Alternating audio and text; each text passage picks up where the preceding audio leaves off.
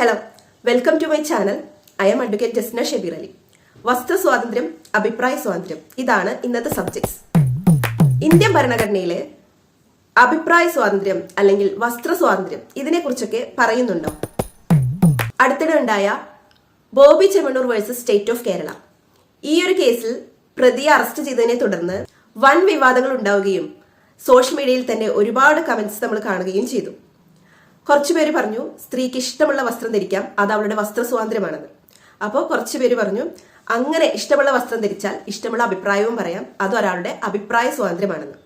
അപ്പോൾ ഇതിനൊക്കെ ഇന്ത്യ ഭരണഘടന അനുവദിച്ചിട്ടുണ്ടോ? ശരിക്കും വസ്ത്ര സ്വാതന്ത്ര്യം, അഭിപ്രായ സ്വാതന്ത്ര്യം ഇതിനെക്കുറിച്ചൊക്കെ ഇന്ത്യൻ ഭരണഘടനയിൽ പറയുന്നുണ്ട്.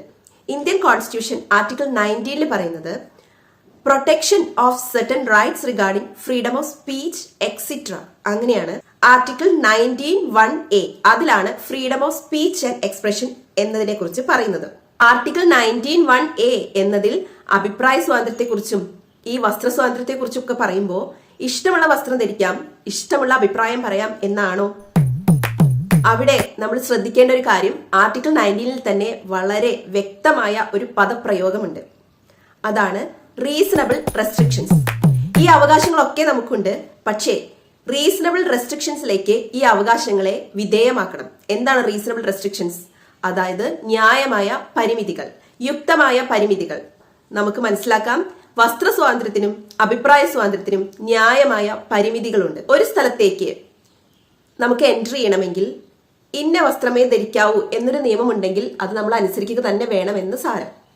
സ്കൂളിലേക്കോ കോളേജിലേക്കോ പോകുമ്പോൾ യൂണിഫോം ധരിച്ചേ പോകാവൂ എന്ന് പറയുകയാണെങ്കിൽ അതൊരു നിയമമാണ്, അത് നമ്മൾ അനുസരിക്കണം. അതുപോലെ മദ്രസകളിലേക്ക് ഹിജാബ് ധരിച്ചേ പോകാവൂ എന്ന് പറഞ്ഞിട്ടുണ്ടെങ്കിൽ അത് നമ്മൾ അനുസരിക്കുക തന്നെ വേണം. ഇതിനെ സംബന്ധിച്ച് കർണാടക ഹിജാബ് കേസിലാണ് വസ്ത്ര സ്വാതന്ത്ര്യം എന്നതിനെ കുറിച്ച് കൂടുതലായി പറയുന്നത്. ഇനി പലരുടെയും സോഷ്യൽ മീഡിയ കമന്റ്സിൽ നമുക്ക് കാണാൻ കഴിയുന്ന ഒരു കാര്യം, അവളുടെ വസ്ത്രം അങ്ങനെ ആയിരുന്നല്ലോ, പിന്നെ അങ്ങനെ അഭിപ്രായം പറഞ്ഞതാണോ കുറ്റം? നിക്ക് അങ്ങനെ തോന്നിയ പോലെ അഭിപ്രായം പറയാൻ വരട്ടെ. കൃത്യമായ നിയമവും നിയമവ്യവസ്ഥയൊക്കെയുള്ള ഒരു മഹാരാജ്യത്താണല്ലോ നമ്മൾ ജീവിക്കുന്നത്. അപ്പോൾ അതിന് പ്രത്യേക നിയമം ഉണ്ടെങ്കിൽ നമ്മളത് അറിഞ്ഞിരിക്കുക തന്നെ വേണം.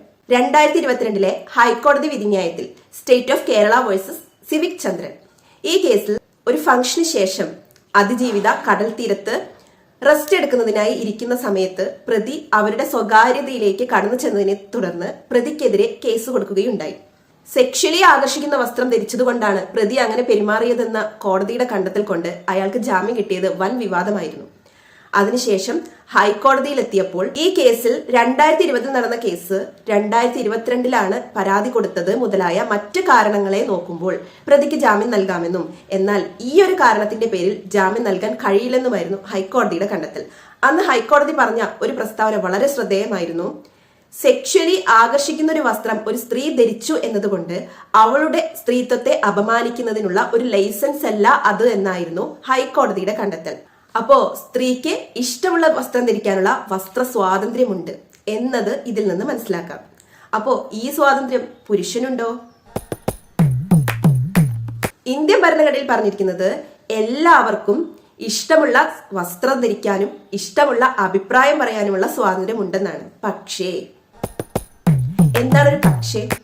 BNS സെക്ഷൻ 79 ഭാരതീയ ന്യായ സംഹിത സെക്ഷൻ 79 പറയുന്നത് ആരെങ്കിലും ഒരു സ്ത്രീയുടെ സ്ത്രീത്വത്തെ അപമാനിക്കണമെന്ന ഉദ്ദേശത്തോടു കൂടി ഒരു വാക്കുകൊണ്ടോ ശബ്ദം കൊണ്ടോ ആംഗ്യം കൊണ്ടോ എന്തെങ്കിലും പ്രദർശിപ്പിച്ചുകൊണ്ടോ ഒരു സ്ത്രീയുടെ സ്വകാര്യതയിലേക്ക് കടന്നു ചെന്നാൽ അതിനുള്ള ശിക്ഷയായി പറയുന്നത് 3 വർഷം തടവും പിഴയുമാണ്.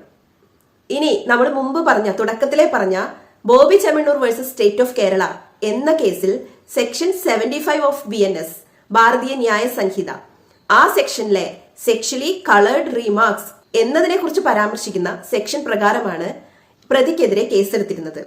അതിൽ പ്രതിയുടെ ജാമ്യാപേക്ഷ അനുവദിച്ചുകൊണ്ട് തന്നെ ഹൈക്കോടതി ശ്രദ്ധേയമായ ഒരു പരാമർശം സമൂഹത്തിന് വേണ്ടി നൽകുന്നുണ്ട്. അതെന്താണെന്ന് നമ്മൾ അറിയണം. സെക്ഷലി കളേർഡ് റീമാർക്സ് എന്നതുകൊണ്ട് ഉദ്ദേശിക്കുന്നത് ലൈംഗിക ചുവയുള്ള സംസാരം. അതായത് എല്ലാവരും ഉദ്ദേശിക്കുന്ന പോലെ തന്നെ ഡബിൾ മീനിങ് ഒക്കെ ഇതിൽ പെടുന്നതാണ്. അവിടെ ഹൈക്കോടതി പറഞ്ഞത് ബോഡി ഷേമിംഗ് എന്നത് നമ്മുടെ സമൂഹത്തിന് സ്വീകാര്യമായ ഒന്നല്ല. അതായത് ഒരാളുടെ ശരീരത്തെക്കുറിച്ചുള്ള ചില കമന്റ്സ്, ഒരാള് തടിച്ചിട്ടാണ്, വളരെയധികം മെലിഞ്ഞിട്ടാണ്, ഉയരം കുറവാണ്, ഉയരം കൂടുതലാണ്, ഇരുണ്ടതാണ്, കറുത്തിട്ടാണ്, അങ്ങനെയൊക്കെയുള്ള ചില കമന്റ്സ് ഉണ്ടല്ലോ, അതൊന്നും സമൂഹത്തിന് സ്വീകാര്യമല്ല. അത്തരത്തിലുള്ള എല്ലാ കമന്റ്സും എല്ലാവരും നിർബന്ധമായും ഒഴിവാക്കേണ്ടതാണ്. അത്തരത്തിലുള്ള ബോഡി ഷേമിംഗ് എല്ലാവരും നിർബന്ധമായും ഒഴിവാക്കേണ്ടതാണ്. വീണ്ടും കോടതി പറയുന്നു, നമ്മൾ എല്ലാവരും ഓരോരോ കുറവുകൾ ഉള്ളവരാണ്, ആരും എല്ലാം തികഞ്ഞവരല്ല. അതാണ് ജീവിതം. നമ്മുടെ ശരീരം മാറും, നമ്മുടെ മനസ്സുകളും മാറും, നമ്മുടെ വിചാരങ്ങളും മാറും. അതുകൊണ്ട് തന്നെ നമ്മൾ മറ്റുള്ളവരെ കുറിച്ച് കമന്റ്സ് പറയുമ്പോൾ, അതിപ്പോൾ സോഷ്യൽ മീഡിയയിലായാലും നമ്മൾ വളരെ വിജിലന്റ് ആയിരിക്കണം, വളരെ ശ്രദ്ധാലുക്കളായിരിക്കണം. അത് സ്ത്രീകളെ കുറിച്ചായാലും പുരുഷന്മാരെ കുറിച്ചായാലും. അങ്ങനെ പറഞ്ഞാണ് ഹൈക്കോടതി അത് അവസാനിപ്പിക്കുന്നത്. അപ്പോ വസ്ത്ര സ്വാതന്ത്ര്യത്തെക്കുറിച്ചും അഭിപ്രായ സ്വാതന്ത്ര്യത്തെക്കുറിച്ചും എല്ലാവർക്കും മനസ്സിലായിട്ടുണ്ടാവുമെന്ന് കരുതുന്നു.